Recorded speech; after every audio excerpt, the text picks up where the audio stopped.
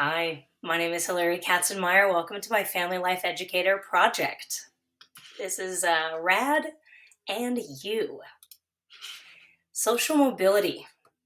First, I just want to explain a little bit about social mobility and what I've learned and what I can share with you. Joint Economic Committee Democrats published a brief highlighting issues stagnating the growth of America. Tax cuts that benefit wealthy citizens rather than investing in all people's education, economy, and health have caused the decline in mobility as well as unequal income. Pervasive racial difference in treatment would subside if income was distributed fairly, amongst other positive benefits. As you can see, the statistics of 37% of American households' annual incomes are under $50,000. 53% are Black head of household, which is a very big disparity in income. As of 2019, the U.S. ranks fourth from the bottom in preschool enrollment. Investment in children and early education is a reason for downward mobility economically. Quality education, care, and attunement to children lead to successful, cognitive, and resilient adults who are productive achievers and stay out of trouble with higher lifetime earnings as well, amongst a lot of positive influences, as this brief discussed. Affordable housing and being a homeowner stretches the bounds of who can access which housing and where. Having a stable home is key to raising emotionally stable children, and it's vital for children and families and their futures. More than 7.6 million renters below the poverty line spend more than half of their income on rent. Public housing developments have shown a positive correlation with children's well-being and overall health.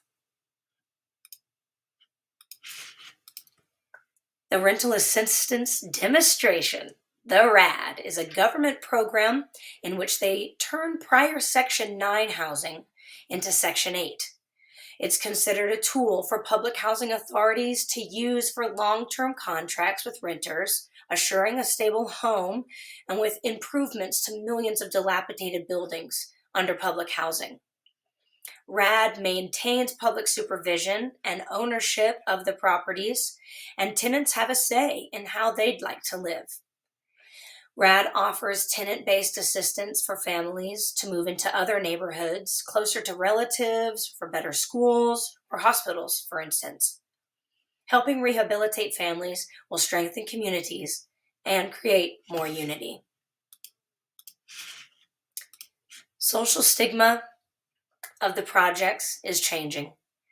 In the Link Journal article from 2019, there are tenant testimonials of better conditions and renovated houses with air conditioning units, laundry hookups, and suitable room sizes after RAD was enacted around 2012. They felt safer where they lived and appreciated the community center so their kids could play in a more protected area. When our community is neighborly, we feel more comfortable to reach out for help and have resources that improve livelihood. Another positive part of RAD is their Housing Choice Voucher Option, or HCV.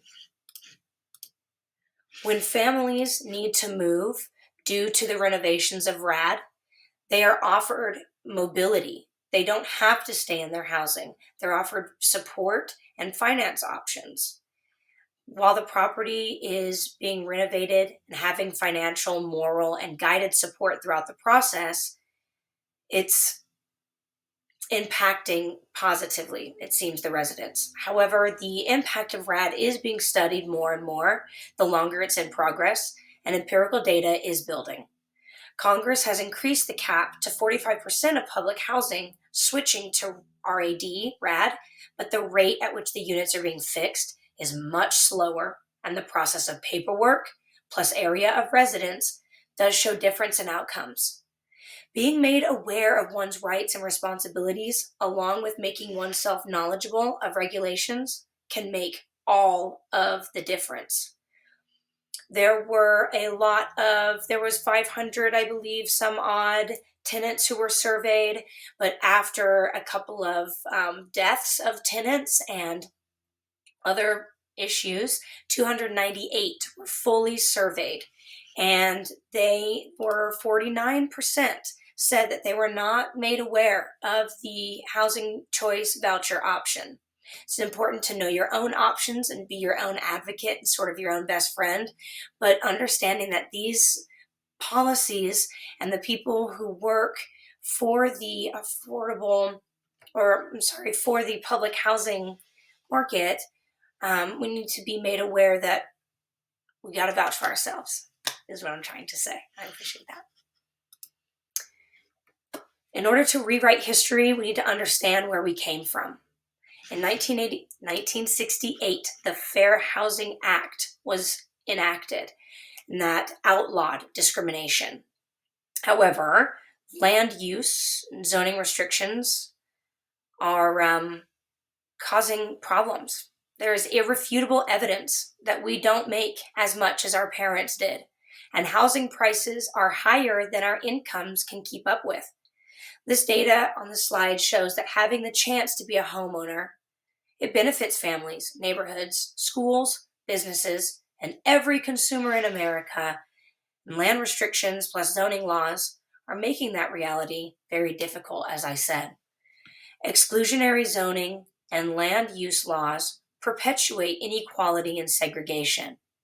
Building commercially in an impoverished neighborhood, for example, rather than single-use homes, prevent economical and racial unity.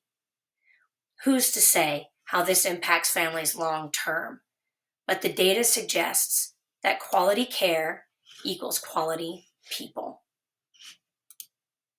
Here's my reference list. I appreciate your valued time. Thank you so much.